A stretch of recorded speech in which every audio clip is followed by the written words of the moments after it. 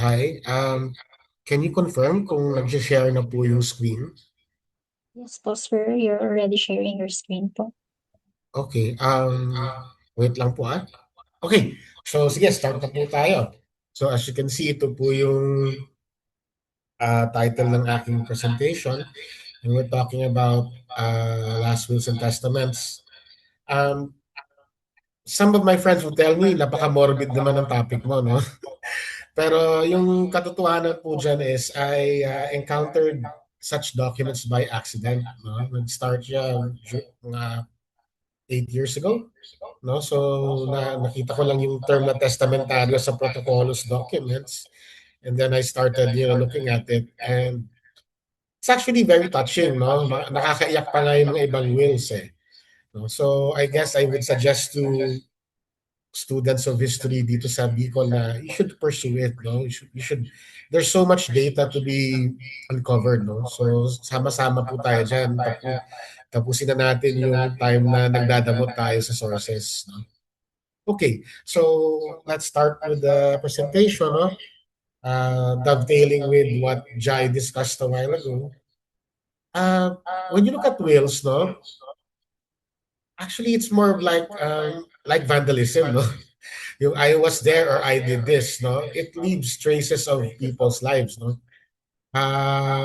Whether ikaw yan or whether the state wants you to produce it. You could also liken testamentarios or testaments to what we call life cycle documents. It talks about your birth, it discusses graduation, marriages, and last but not the least, your one's death, no?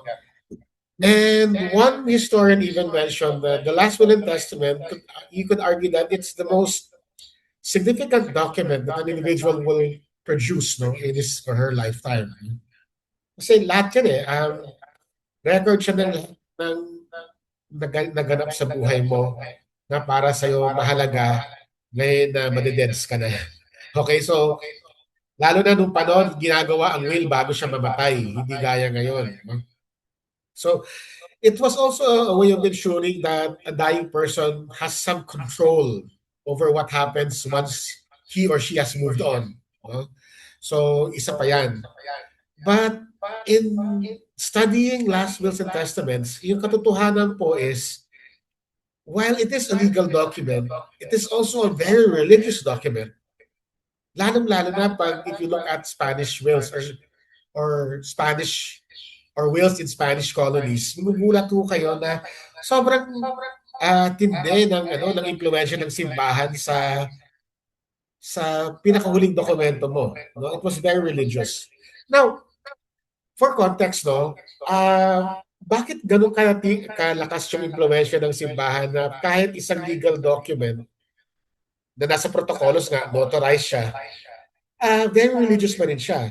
Well, you could account for the fact na, the Catholic Church has been very, especially to its priests, no, were very much part of people's everyday lives in colonial Bicolandia.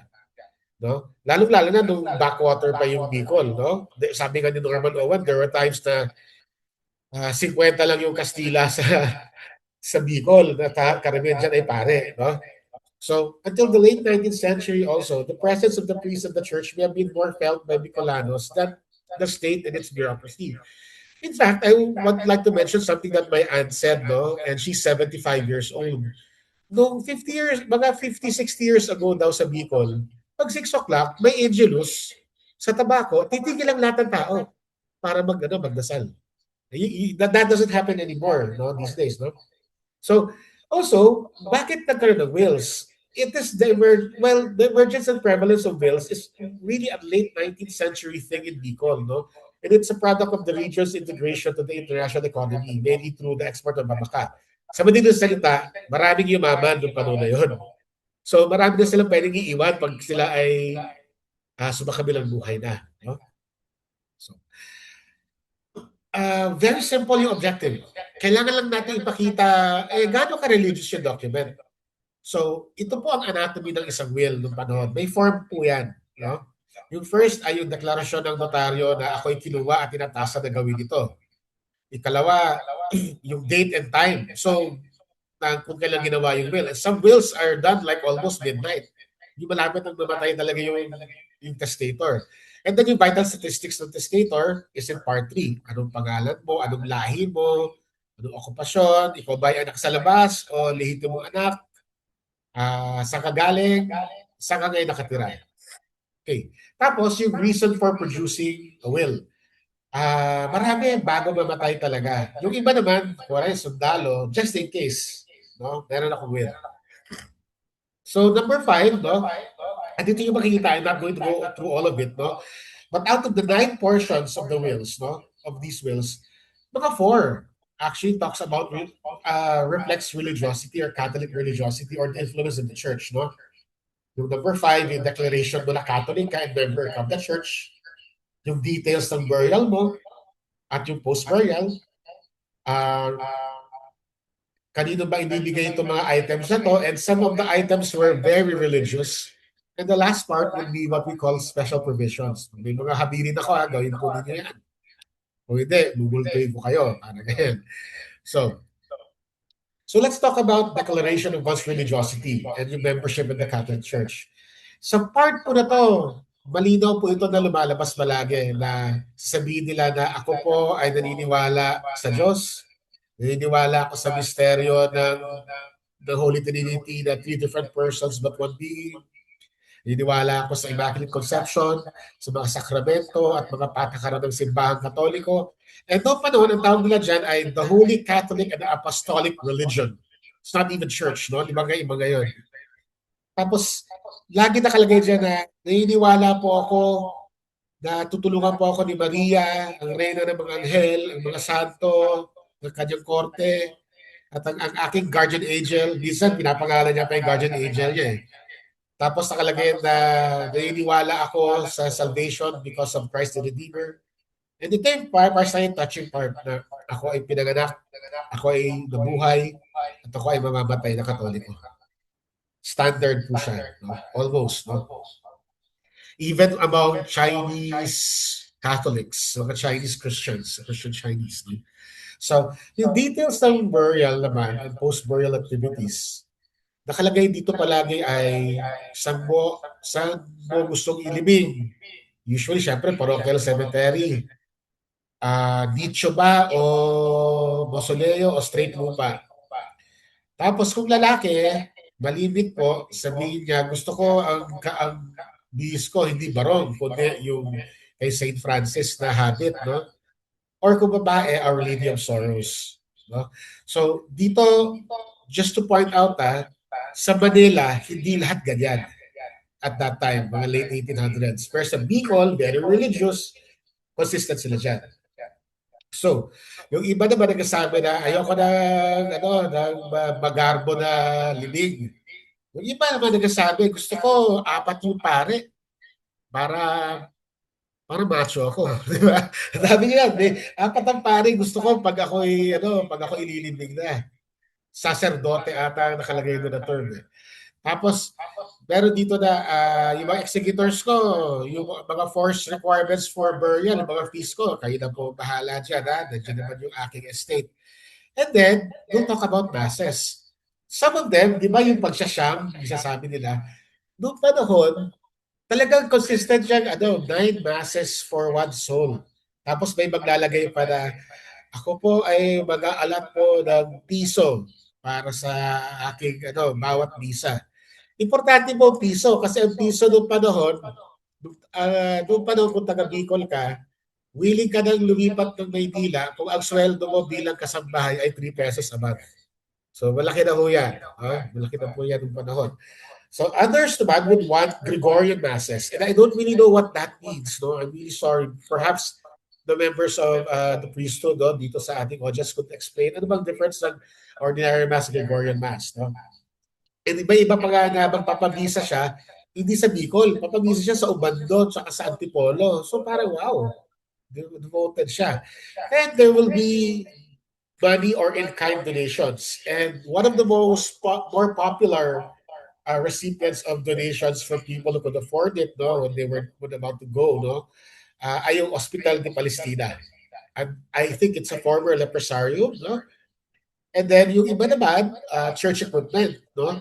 In fact, ito halimbawa, it's not palya, palyo pala to. I asked my colleagues, no, anong sabi ng palyo? Tapos ito pala yun, yung nasa picture. No? So may mga namamatay na mag-iwan po ako ng 400 pesos para meron kayong magandang palyo. Tapos may iba naman na mapakatay ng baka o ng kalabaw para sa mga preso, sa mga may hirap, may sakit, at yung mga namatay na ng asawa sa aming komunidad. Okay, so those were the types of donations, no? Yung isa nga, ano, sa Kamsur, in a heavily forested area, ang dinonate niya, ano, lumber access, which was worth 2,400 pesos. So you could imagine how much those things cost back in the day, no? Kung ngayon natin i-compare yung price, no? Uh, so, what were some of the properties that were bequeathed, no? Usually, obviously, it's land, house and lot, mga ganyan. But some of them were so religious na mag-iiwan po ako ng Holy Family na imahe, imahe po ni Maria, yung iba naman estampita, rosaries made of coral, no? And gold crucifixes. No? So, these were items that were actually very much part. No? And gusto ko rin i-emphasize na if you're going to compare it with Manila at that time, urban Manila, the more agricultural and rural Bicol region, people were a lot more religious. No? So dito mo makita yung urban-rural divide. No? Now, last part na tayo, no? I hope may nakukuha po sila, no? Yung last part naman ay bago mamatay, may mga religious instructions po yung mga tao. Halimbawa, si Don Ramon Alejo, na taga Iloilo, pero resident ng Pulangi. Now, bago ko i-pursue pa to, bakit may Ilonggo sa Bicol? Because of the Abaca trade. So many of them were here, no? At actually marami ako nakita mga Ilonggo na may mga last will and testament na taga-Albay, no? Na buyer sila for these corporations and then dito na rin sila namatay, no? At nagkaroon ng pamilya. So this one, si Roman Arejo, sabi niya, meron akong rice fields na si Gaspar Marquez, baka empleyado niya o katiwala, at mga iba kapatid, nag-alternate sa isang rice field niya sa Pulangi. Sabi niya ganito, kung sino nakatoka sa taon na yon, kumuha kayo sa kita ninyo, magpabisa kayo para sa akin at sa asawa ko sa anibersaryo na aming pagkamatay. No? So, uso yan na may mga negosyo ka na ginagamit para tuloy-tuloy yung pagpapadasal sa kaluluwa mo. No? Also in Manila, no? Meron din mga ganyan. Tapos yung next part naman ay yung isa naman nag-instruct siya sa executors na gamitin po ninyo yung aking estate para magpamisa hindi lang sa kaluluwa ko kundi sa aking mga kapatid at aking mahal na kuya. No? So, interesting yun, no? Na she has not forgotten, no? Si Doña Celestina Durmaes of what was then Kagsawa. I think Jai could say kung ano na ang Kagsawa ngayon, no? Kasi dati pueblo pa siya. Then, si Doña Celestina also declared na o nga pala ako ay pinagkakatiwala ang simbahan na taga-ayos ng mga imahe na to, Lady of Sorrows, sabi simbahan. Ngayon po, kung sakali yung aking heir ng aking sobrino, no, si Doroteo Narvaez ay feeling niya, pwede pa naman niya ipagpatuloy ang aking trabaho sa simbahan if the parish priest would allow it. No? So, yung isa naman, last but not the least, yung deceased wife, I'm sorry. Yeah. May isang lalaki naman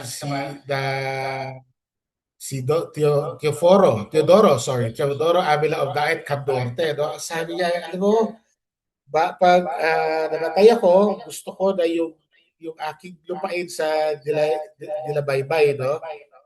In-instruct ko yung aking mga executors na yung kita po dyan, no, gamitin para kumuha ng 5 piso annually para gastosan yung aking kaluluwa, para pagdasal po ang aking kaluluwa at ang aking 4 na kapatid.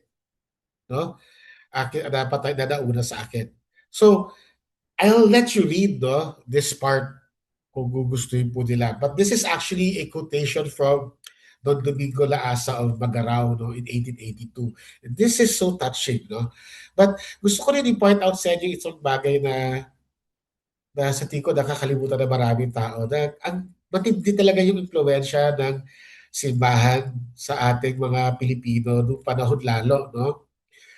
In fact, yung Sherman Commission, nung may in-interview silang Pilipinong abogado sa Manila, sabi niya na tinanong siya na meron ba kayong mga batas on, for example, no, on divorce, for example. Sabi niya, oh, meron kami batas on divorce. Tapos tinanong, nasa Spanish Civil Code po yan. Did you implement it? Na-implement ba ito ng government? So, no, di po yan na-implement. Bakit? Because we have a monkish government, sabi niya. So, gusto ko lang i-point out na, times have changed, no? But sana tingnan din natin na, for better or for worse, no? There were times that the church, no, was very much part of our lives, no? Hindi lang siya something that you do on Sunday or something that you do on a on a personal level na nagdadasal ka. They were very much part of our everyday lives, no? And I think magandang tignan, no? How do we sustain our institutions? How do we strengthen institutions? How do we maintain yung influence natin, good influence natin sa mga tao? So, with that, no, I hope you got to read the last part, no? Per kayo na po bahala. Maraming pong salamat sa oras and I'll be willing to answer questions later. Thank you.